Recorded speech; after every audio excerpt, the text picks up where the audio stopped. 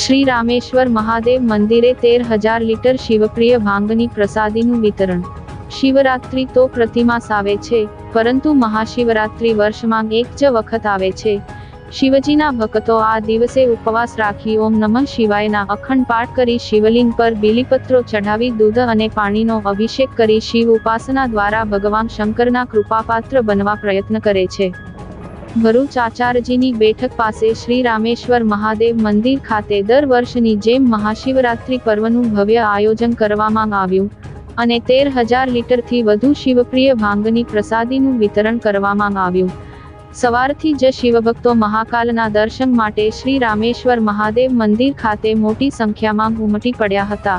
ભગવાન શિવને દૂધનો અભિષેક કર્યો અને શિવપ્રિય ભાંગની પ્રસાદી ગ્રહણ કરી હતી।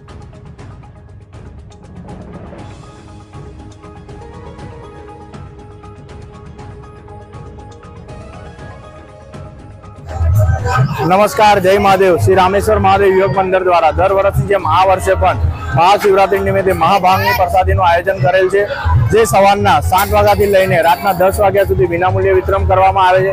આ કાર્યક્રમમાં પાંચભાટી યુવક મંડળ, મોહનબાગ યુવક મંડળ, રામેશ્વર મહાદેવ યુવક મંડળ, આચાર્ય યુવક મંડળ, સૌ યુવક મંડળો કાર્યકર રાત દિવસ મહેનત કરીને આ કાર્યક્રમને ખૂબ સફળ બનાવે છે।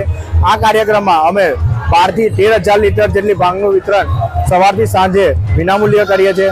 અસ્તુ, જય।